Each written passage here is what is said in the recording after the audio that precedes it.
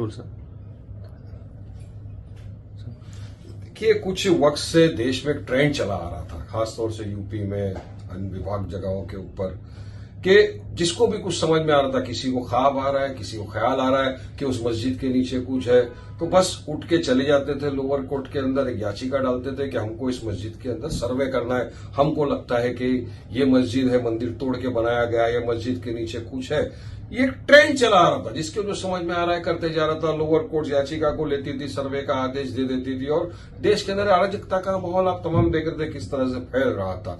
अब हम हमेशा से यही कह रहे थे, और आज भी हमारा यही कहना है कि बाबरी एरा के वक्त प्लेसेस ऑफ वर्शिप एक 1991 आया था। उसका मेन इंटेंशन, उसकी नीयत लाने की एक मुद्दा क्या था? सिंपल यही था कि जितनी भी चीज 15 अगस्त 1947 के पहला जो मॉन्यूमेंट्स है, जो प्लेसेस ऑफ वर्शिप है, उसका आप नेचर कैरेक्टर चेंज नहीं कर सकते, ताकि देश में स्थिरता रहे। हमारे देश को बाबरी का एरा भूल जाए, आगे इस तरह का हिंदू मुसलमान डिवाइड न हो, हमारी देश की जो सेकुलरिज्म प्लुरलिज्म है वो बना रहे, हमारे देश के अंदर कायदा कानून बना रहे, हमारे देश की गंगा जमनी तहजीब जो है वो बची रहे। ये तमाम चीज को मद्देनजर रखते हुए पार्लियामेंट में, लोअर हाउस में, अपर हाउस में इसका आर्ग्यूमेंट हुआ।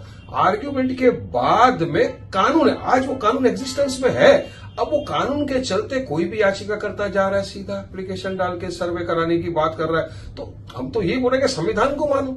अब संविधान को भी नहीं मानेंगे, उसकी धज्जियां उड़ाएंगे तो कैसा चलेगा? और इस तरह के आदेश दे देना एक गलत था। तो आज ऑनरेबल सुप्रीम कोर्ट ने एक आदेश जारी किया है। उन्होंने ये कहा है कि कोई भी कोर्ट नया केस इस तरह का एक्सेप्ट नहीं कर सकती। जो सर्वे के आदेश दिए गए हैं वहां पर भी उन्होंने रोक लगाई है, और उन्होंने सेंट्रल गवर्नमेंट को शायद 4 हफ्ते का कुछ समय दिया है अपनी एफिडेविट फाइल करने का, और सारी चीजों के ऊपर स्टे एक लगाए फिलहाल।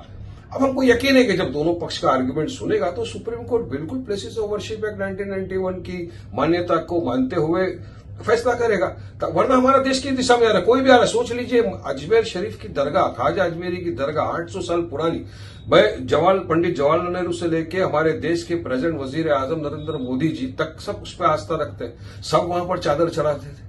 और वहां पर कोई याचिका करता जाता है, और कौन याचिका करता है? जिसके खुद के ऊपर सैकड़ों केस है। प्रशांत भूषण को मारने का एफआईआर है, हमारे पार्टी के प्रेसिडेंट असदुद्दीन साहब के घर के बाहर जो धमाल किया था, तोड़ फाड़ किया था, उसका एफआईआर है। अब ऐसा आदमी जाता है कोर्ट में, बोलता है मुझे सर्वे कराना है। तो किस दिशा में आप देश को लेके जाना चाहते हो?